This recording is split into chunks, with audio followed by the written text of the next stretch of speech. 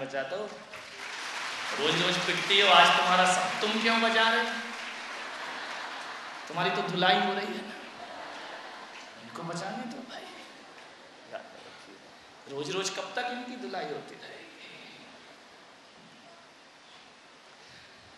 बचपन को संवारना है तो मां की जरूरत है। और मैं तो आपसे निवेदन करता हूं, बचपन में मां का आशीर्वाद जरूर लेना, और जवानी में महात्मा का आशीर्वाद जरूर लेना, और बुढ़ापा सताए तो परमात्मा का आशीर्वाद जरूर। ये तीन आशीर्वाद तुम्हारी जिंदगी को निहाल कर देंगे। ध्यान रखना, मां शब्द सागर से गहरा, हिमालय से ऊंचा, आसमां सा असीम और धरती सा सहनशील, एक मां शब्द इस धरती पर होता है। यदि अपनी जिंदगी से ये तीन चीजें निकाल दी जाएं तो बताओ क्या बचेगा तुम्हारे जीवन में? यदि जन्म लेते ही मां को जिंदगी से हटा दिया जाए, जवानी आते ही महात्मा को हटा दिया जाए, और बुढ़ापा आते ही परमात्मा को हटा दिया जाए, तो बताओ ये मनुष्य भाव क्या सार्थक कर पाओगे? तुम जीवन में नहीं कर पाओगे। मां कौन होती है?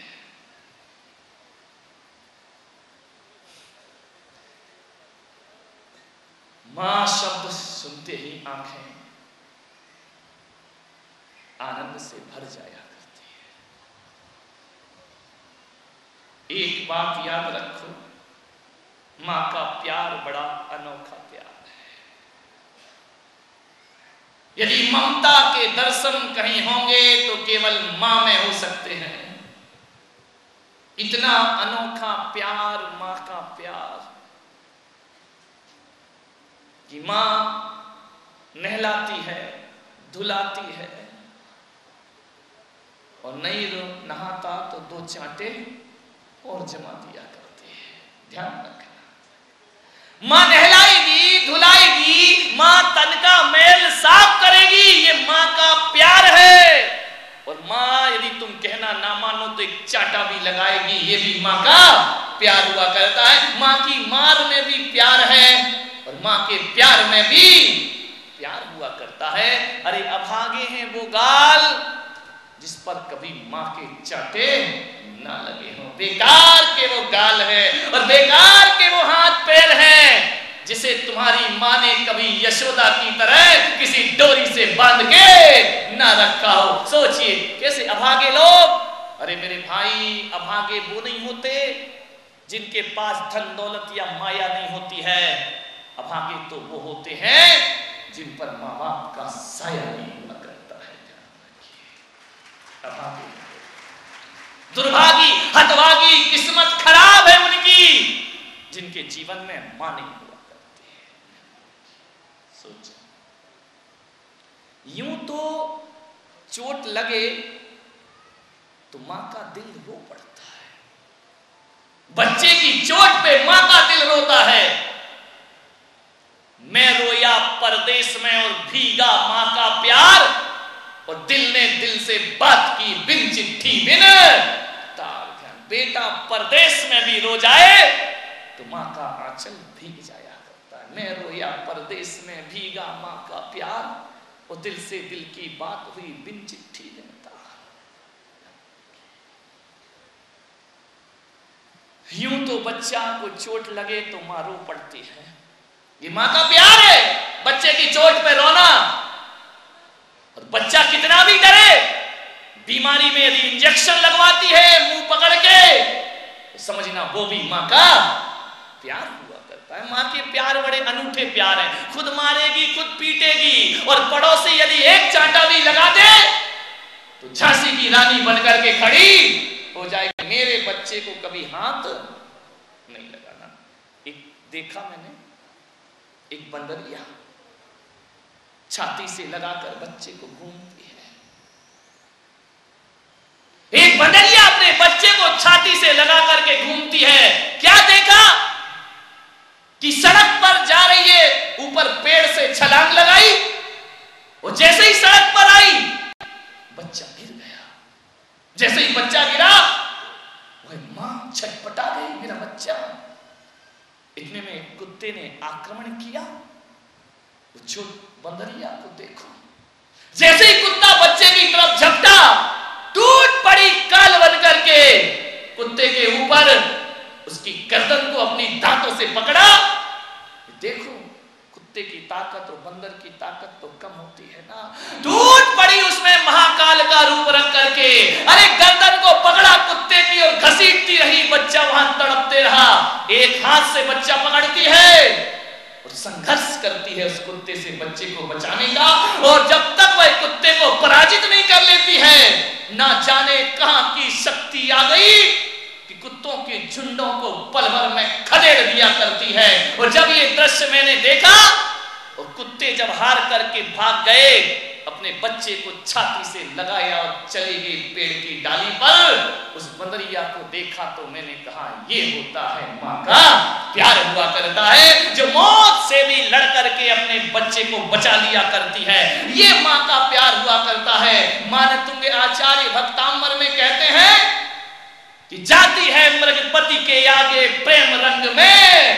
जो बच्चे के प्रेम में जो हिरणी आसक्त होती है ना, मोह में, अरे शेरनी का भी मुकाबला एक हिरणी करने को तैयार है, और निर्बल हिरणी शेरनी का मुकाबला कर लेती है। ध्यान रखिए, कैसी शक्ति आ जाती है।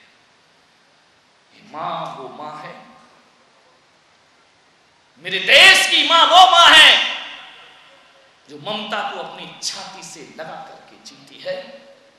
लेकिन ध्यान रखना, ये ममता को छाती से लगाने वाली नारी वक्त पड़ जाए तो अपने बच्चे को छाती से हटाकर पीठ में भी बांध लेती है और अंग्रेजों के छक्के छुड़ा दिया करती है। वह रानी लक्ष्मीबाई छाती की ममता पीठ पे रख लेती है। ध्यान रखना, सोचना है। मान्यवर, मां की महिमा अपार है। मां के बंधनों में मुक्ति है मेरे भाई। मां के आंचल में जन्नत है। और मैं तो कहता हूं कि मां की गोद से बड़ी सुरक्षा दुनिया में कोई दूसरी नहीं हुआ करती है। कभी देखना, बच्चा आपका शैतानी कर रहा है और पापा मारेंगे या कोई भी मारे तो बच्चा दौड़ के कहां जाता है?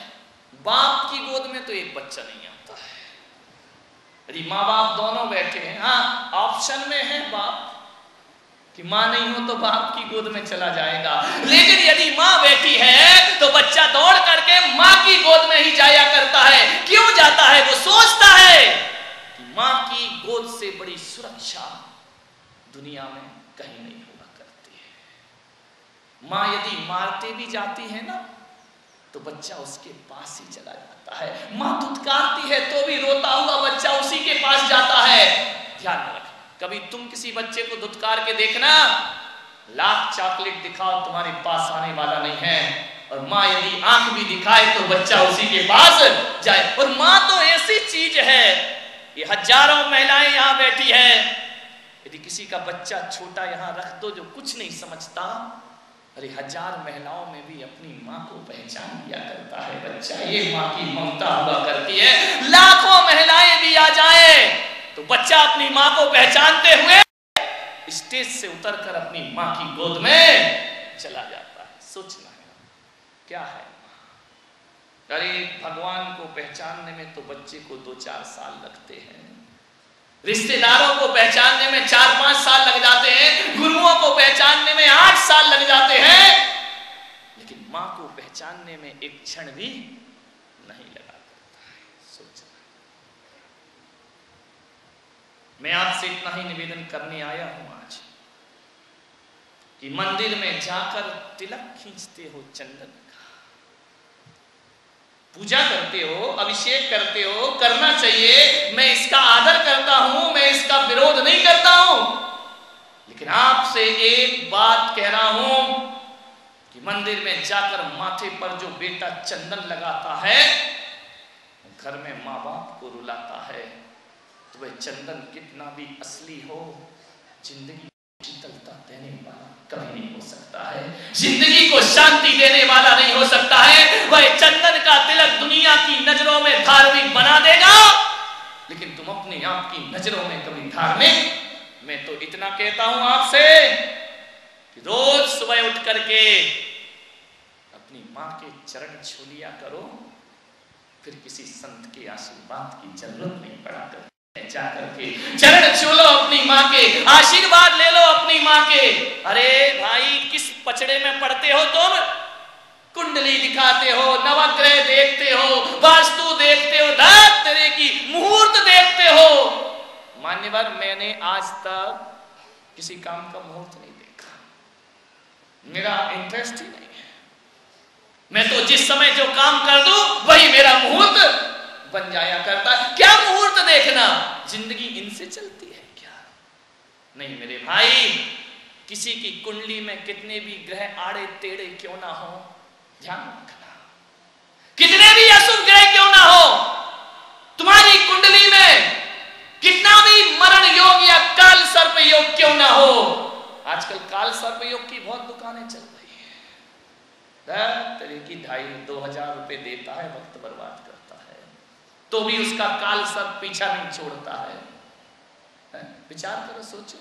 अरे कितना भी काल सर्प योग बैठा हो, कितना भी मृत्यु योग बैठा हो, कितना भी दिशाशूल हो, अरे भाई अशुभ ग्रह कितने भी कुंडली में हो जाए, अरे सुबह उठकर मां का आशीर्वाद ले, सारे ग्रह तेरे शुभ ग्रह हो जाएंगे, सारा तेरा अशुभ शुभ में परिवर्तित हो जाएगा। बस सुबह से मां की दुआएं ले ले मेरे भाई, रास्ते आसान से आसान तर हो जाएंगे। दूर बैठी मां अगर तुझको दुआ देती रही, ध्यान रखना, मां की दुआओं से ज्यादा पवित्र मैं सोचता हूं कि संत का आशीर्वाद भी नहीं हुआ करता है, ध्यान रखना। अरे जिसको देखो वो सजा देता है, दोस्त बन करके दगा देता है। एक माँ बाप का दिल है इस दुनिया में, वरना मुफ्त में यहाँ कौन दुआ देता है, वरना मुफ्त में यहाँ कौन दुआ। अरे आजकल तो आशीर्वाद भी फ्री में नहीं मिलते मेरे भाई, उनमें भी सेटिंग चल जाया करती है, ध्यान रखिए।